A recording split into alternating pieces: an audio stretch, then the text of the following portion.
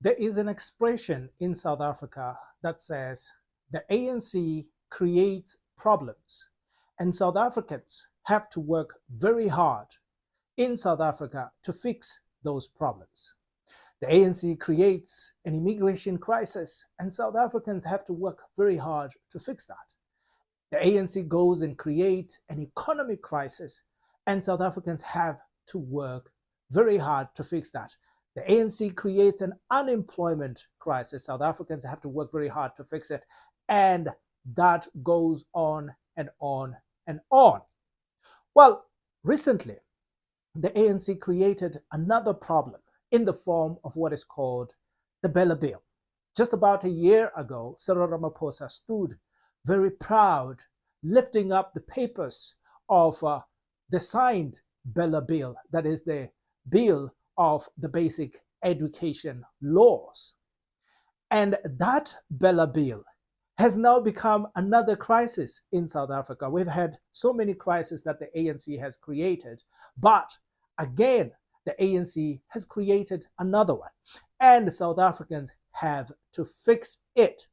Today, in 2026, when South Africans woke up and they have to take their children back to school, children going into different classes, some having to go into different grades and different schools. But when they get there, they find the BELA Bill standing in their way. And the BELA Bill says, everyone from everywhere in Africa and the world can just come into South Africa without any documentation and be accepted in South African schools and be a student in our schools. And those schools, they don't have to require any payment. As you know, the law in South Africa says everyone have to study whether they have money or not. So it means that if you cannot find placing in Zimbabwe or Mozambique, for example, you can just cross the border and come into South Africa. And recently, there was a bus that was actually intercepted at the Bridge border, where about 30 toddlers, young children from the ages of 5 all the way to 13, were found in a bus. And that bus was intercepted at the Bridge border, full of children, young children. They were supposed to be in South Africa. So this BELA Bill has given rights to everyone from Congo, from Mozambique, from Zimbabwe to just come into South Africa. South Africa is now free for all, and everybody can just come here and get free education because the ANC has signed the BELA Bill, which now has become an act.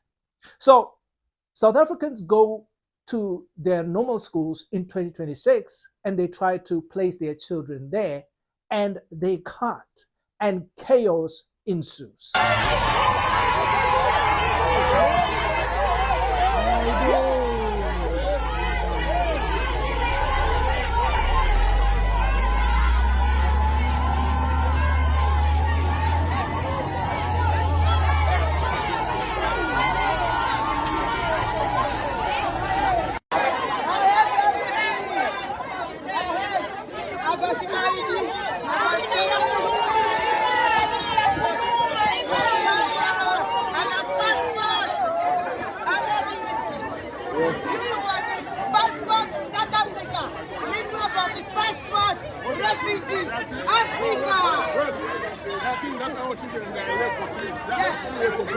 How much is it? For my children? How much I'm paying for my children? What I think that our children are still there for. Why they keep them back to them? Why they keep them back to them? But the question is that they are saying your government must have documents to be here. No, all of us, you got the document. You understand me? You got the document. You understand me? And our kids, they are studying here, you are paying for them. Everybody, you are paying for them. You understand me? No, those people, why they could have come in to stop our kids? You understand me? We have people fighting, immigrants fighting South Africans fighting immigrants to place their children in the school. Of course, the immigrants are saying there's a law now that allows us to get into these schools. And South Africans are saying, but we need to place our children there too.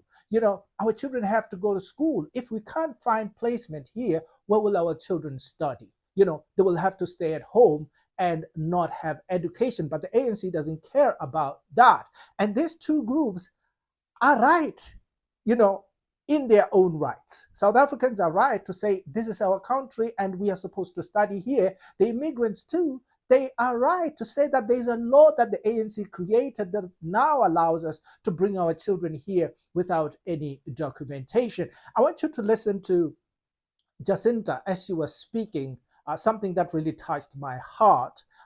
She was there trying to help the South Africans to get into their schools. Well, we can talk about right and wrong thereafter, but let's look at the crisis as it is. Let's listen to Jacinta as she speaks. Never thought I'd see the day where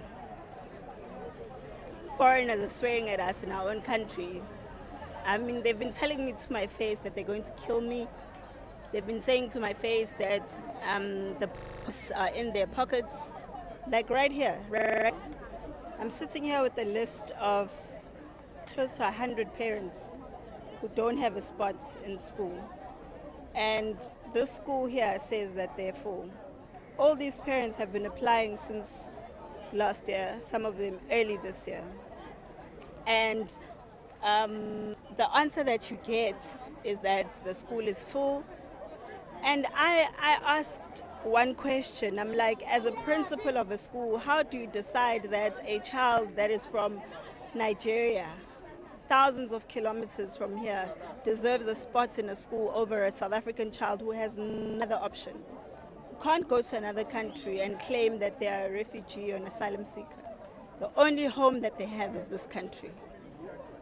It breaks my heart to see this and to see that we have a government that really does not care so much about their own people, that we have been standing here since yesterday, Pila. The principal of Addington didn't come out to meet with us. All he did was say that the school is full. He didn't even take a minute to come and engage with the parents. Now we're getting sworn at by these people telling us that their children have a right to an education. They are all African. So it's our children that mustn't get a spot because we are all African. What about South African children? What are our options? What are the options for a South African child who has been sitting at home because we've got a parent whose child has been sitting at home since last year because she didn't get admission here? Then we've got another parent who they sent on the other side of town. She says, I can't afford to take my child to the other school because it's too expensive. Is the Department of Education going to subsidize those parents who have to take their children to other sides of the country, of the city, because they can't afford? I don't understand. What is the thing about foreigners that our government feels they need to cater for them so much that they need to compromise their own? This is the future of this country. Yeah. These are our children. Well, the ANC has created the problem indeed. Jacinta, she's just simply saying that there's a number of South African students, South African children, who are not able to find a place in these schools.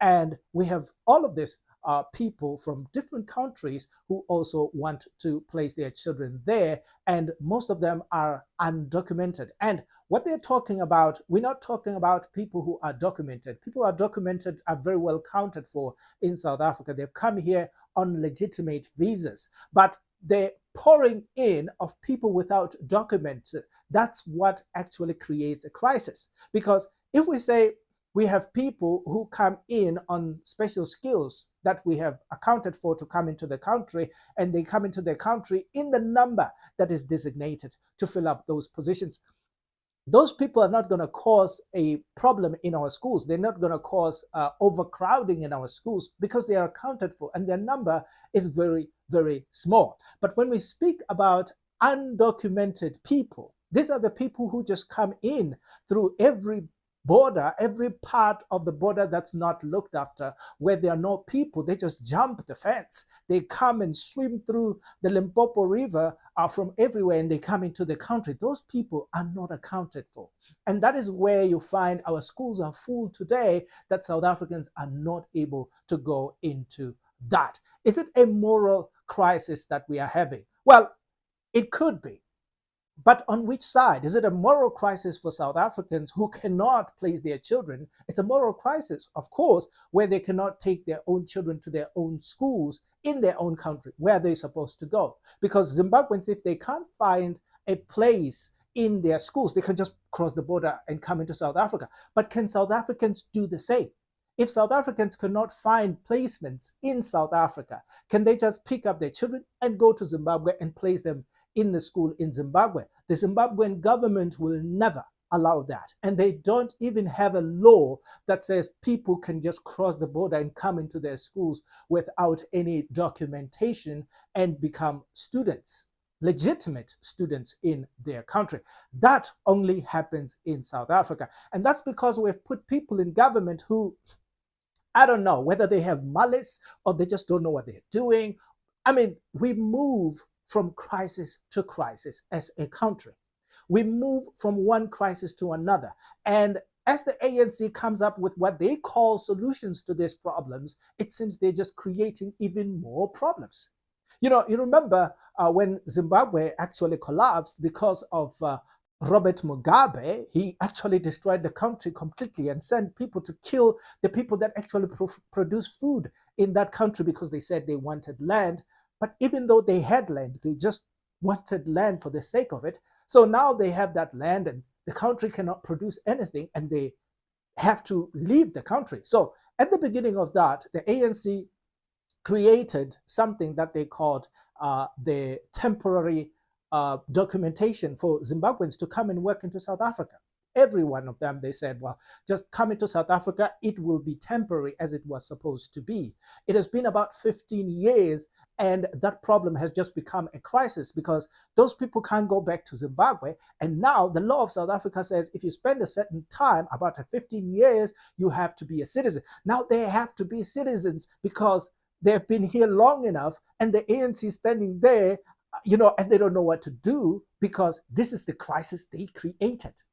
And yet again, in 2024, with the BELA Bill, we see them creating another crisis for the future. Fortunately or unfortunately, this problem is happening today in 2026. We are seeing it today becoming a serious, serious problem. I was listening to somebody the other day, and they were saying, and they gave an example of the people that you see directing their cars at the robots when the robots are not working. You know, those people, they're not officials. It's those people, most of them live on the streets. Some of them call them amapara, you know. And this lady was giving that example and said that, you know what, if the robots don't work and there are no officials that are actually doing the work of directing the cars there, someone has to do that work. And that someone could be a para. It could be anybody who has no business doing that work, but just found an opportunity to do that. And they're in that position doing that because there's nobody doing it. And that explains exactly our government. We have people in government who have no idea what they're doing. These are not people who have led some organization, who have led businesses, and they did great things. These are not people who were ever in leadership positions who can be tracked to have led communities to better lives. These are just amapara who happened to be making the right noises and they got voted into power. And that's why they're criminals. That's why they don't know what they're doing. Everything is falling apart. They're incompetent at almost everything except creating the problems. They are the maparas that are in those positions. And I blame us. You know, we can blame the ANC as much as we can, but it's us that voted amaparas into power. How can you vote people who have no track record of leadership? You know, people who have never built a business, people who have never led a community where they come from. This person just comes and says, well, I'm from Libwakomo and I want to lead South Africa. I'm from KZN and I want to lead South Africa, or whatever part of the country they come from. They say they want to lead South Africa, and there's no track record of saying where they come from in Libwakomo, in KZN, in wherever they come from. These people have actually led communities. This is the track record of this person. They led this community from here to here. They did these great things. Now they can be elevated to be leaders of the country. There's no such a thing. We are the ones who vote these people in. There are people who failed in their lives. Actually, if you find yourself as a person who earns money only from politics and have never earned money in any other way, you have never succeeded in any other thing. And the only thing you can get to earn money from is only politics by just opening your mouth. You are that guy who has actually failed in life, and then you just found politics to be the only opportunity where you can eat. And we have got lots and lots and lots of these people in there who are actually eating from this because they could not do any other thing. They have failed at everything else. And here is the only opportunity where they can eat. I think as South Africans, we need to sit down and say, who are we electing into government? What caliber of people are we putting into our government to actually govern us? Because it seems we are electing a Mapara. And every time we keep complaining that they are stealing, that they're coming up with useless laws, that they never solve any problem. From 1994, they've been destroying the country. They've been doing that. What is their track record before we put them into that power? Were these people ever leaders? What did they lead? Where did they lead before we put them into those positions? So the ANC continues to create problems. Pit South Africans with foreigners, pit everybody against everybody, and let them fight it off. And the ANC just sits there and said, well, I don't know what's going on. This is the spirit of Nelson Mandela, the spirit of Ubuntu. You know, I understand the spirit of Ubuntu. I understand the spirit of Nelson Mandela, the goodness in people. It's great. But guys, what are we supposed to do when we have a family to lead, a family to feed, people to provide schools for, people to provide jobs for, people to provide a life for? And then we have this Ubuntu that we have to render to the entire of Africa, to all Zimbabweans in Zimbabwe because they need help, to all Mozambicans in Mozambique because they need help, to all of Africa. How do we take care of South Africans and at the same time take care of all of Africa? 54 states, all of them failed. All of them failed. And we have to take care of them. How do we balance this? Because it seems now we have a conflict. South Africans are today called xenophobic because they have to fix the problems that the ANC created. The ANC creates an immigration problem and South Africans have to fix it. And when they do, it's a mob, of course. Imagine 1,000 people, 2,000 people or so on trying to speak at the same time. That is chaos. And that's what we are having because South Africans are trying to fix these problems. They wake up and they go to their schools to place their children. They find they can't because the list is full. It's full of who? The people that the ANC invited into the country. Well, all I can say is that you are a South African. If you're a South African out there and you have to vote, think about the person that you're voting for. What leadership track record do they have? Are they not just a failed individual in life who sees an opportunity in politics? Because if you have such an individual, they will lead you to nowhere. So you have to ensure that the person that you elect to lead you is actually a person who can lead, who has led before, who didn't just fail and then fall into politics like all of our politicians, almost all of them. I mean, I can start counting. Look at our prominent politicians. What did they lead? I can count them in names, but then they have followers who are going to say, no, it's unfair. These people that you follow, what have they led? Which communities have they led? What have they done? Those are the questions you need to ask. Well, this is where I will leave you for today. If you made it to this point, thank you very much for watching. Please remember to like and subscribe.